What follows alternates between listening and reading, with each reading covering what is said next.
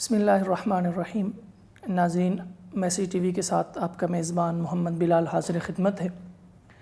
ناظرین، آپ کو معلوم ہے کہ اس ماہ کے وسط میں ترکی میں ایک بغاوت ہوئی جسے وہاں کی عوام نے اور رجب طیب اردوغان کی تنظیم کے کارکنان نے اس کو ناکام بنا دیا۔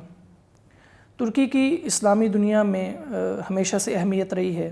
اس اہمیت کا تعلق تاریخ سے بھی ہے، جغرافیائی لحاظ سے بھی ہے، اور ویسے اسلامی دنیا کے اندر ایک نمائندہ کے طور پر ترکی گزشتہ 10 سالوں کے اندر ابھر کر آیا ہے۔ ترکی کی اسی حالیہ صورتحال کے حوالے سے ہم آج گفتگو کریں گے۔ ہمارے ساتھ مہمان ہیں، جامعہ نصرت علوم گجرانوالہ کے شیخ الحدیث ہیں، گزشتہ 50 سال سے صحافت کے شعبے سے وابستہ ہیں، روزنامہ اسلام، روزنامہ اوصاف اور روزنامہ انصاف کے مستقل کالم نگار ہیں۔ ہم نے دعوت دی ہے حضرت مولانا زاہد الراشدی صاحب کو۔ حضرت شکریہ آپ کی تشریف آوری کا۔ حضرت، سب سے پہلے ہم یہ جاننا چاہیں گے آپ سے کہ ترکی کا تاریخی پس منظر اسلامی دنیا کے حوالے سے کیا ہے، اس کی اہمیت کیا ہے، اس کا کردار کیا رہا ہے، پھر درمیان میں جب خلافت عثمانیہ کا سقوط ہوا اور اس کے بعد ایک سیکولر ترکی وجود میں آیا، اور پھر اب ایک نئی اسلامائزیشن کی طرف جب ترکی جا رہا ہے، اس حوالے سے آپ فرمائیے۔ الحمدللہ رب العالمین والصلاة والسلام علی سید المرسلین وعلی آلہ واصحابہ واتباعہ اجمعین، اما بعد۔ میں شکر گزار ہوں میسی ٹی وی کا کہ اس اہم موضوع پر مجھے گفتگو کا موقع فراہم کیا۔ یہ واقعی آج کا ایک اہم موضوع ہے۔ ترکی دنیا کا ایک بڑا اہم سوال ہے، بغاوت کے حوالے سے بھی اور جدید ترکی اپنی پالیسیوں کے حوالے سے بھی اور عالمی سیاست میں اپنی پیش رفت کے حوالے سے بھی۔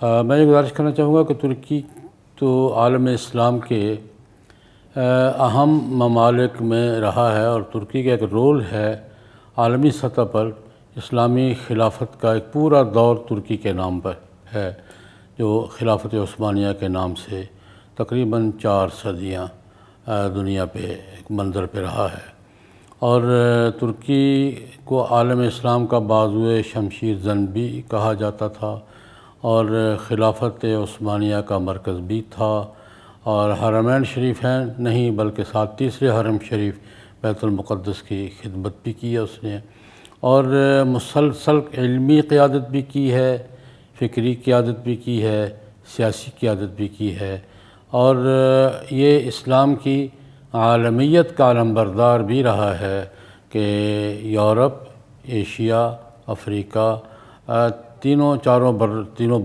براعظموں میں ترکی نے اسلام کی سربلندی کا پرچم بلند رکھا ہے، اور جو بین الاقوامیت یا گلوبلائزیشن جس کا نعرہ لگایا جاتا ہے، ترکی کی خلافت عثمانیہ کے زمانے میں اسلام کے پرچم کے ساتھ وہ گلوبلائزیشن ہم نے 3 صدیاں دیکھی ہے، اور ترکی اس کا علمبردار رہا ہے۔ رجب طیب اردوغان، یہ کوئی ایسی بات نہیں کہ اردوغان نے کوئی بات کی ہے، نہیں۔ اردوغان نے ایک کام کیا ہے کہ ترکی کے عوام کو زبان دی ہے، ترکی کے جذبات کو نمائندگی کی ہے اس کی۔ اس تبدیلی کی طرف رجب طیب اردوغان نے ان کی رہنمائی کی ہے، اور میں سمجھتا ہوں کہ یہ جو آہستہ آہستہ ترکی اپنی پرانی اقدار کی طرف واپس جا رہا تھا۔ ترکی کی اقدار میں یہ بات ہے، آج لوگوں کو اعتراض ہوتا ہے کہ ترکی عالم اسلام کی کیا رہنمائی کی بات، عالمی مسائل پر بات کیوں کرتا ہے، عالم اسلام کو ترکی تو 300 سال قیادت کرتا رہا ہے۔ یہ ترکی کا حق ہے کہ ترکی عالم اسلام کے حرمین شریفین کے مسئلے پہ بات کرے، فلسطین کے مسئلے پہ بات کرے، عالم اسلام کی وحدت پہ بات کرے۔ ترکی کا حق ہے جو چھینا گیا تھا، اور ترکی اپنا حق واپس لینے کے لیے محنت کر رہا ہے، اور اس میں رجب طیب اردوغان کا اتنا ہی کردار ہے کہ وہ عوام کو اس نے زبان دی ہے، عوام کی رہنمائی کی ہے۔ اصل میں یہ ترکی عوام ہیں جو یہ تبدیلی چاہتے ہیں، اور ان کے مشترکہ جذبے سے اور کوششوں سے، جس کا مظاہرہ دیکھ لیا لوگوں نے کہ عوام ہے جو سڑکوں پر آئے ہیں، عوام ہے جنہوں نے ٹینکوں کا راستہ روکا ہے، عوام ہے جنہوں نے ایک آواز پر لبیک کہتے ہوئے پورے ملک میں ترکی عوام آ گئے ہیں۔ یہ عوام ہیں، اس کو اردوغان کی طرف منسوب نہ کیا جائے۔ یہ ترکی کے عوام کا جذبہ ہے، ان کی اپنے ماضی کی طرف ساتھ وابستگی ہے، اور ترکی جو پرانی روایات ہے اس کے زندہ ہونے کا ایک منظر ہے جو ہم نے دیکھا ہے، اور انشاءاللہ العزیز مجھے امید ہے کہ ترکی اپنے ماضی کی طرف واپسی کا یہ سفر جاری، قربانیاں دینی پڑی ہیں، لیکن انشاءاللہ ماضی کی طرف واپسی کا یہ سفر انشاءاللہ جاری رکھے گا۔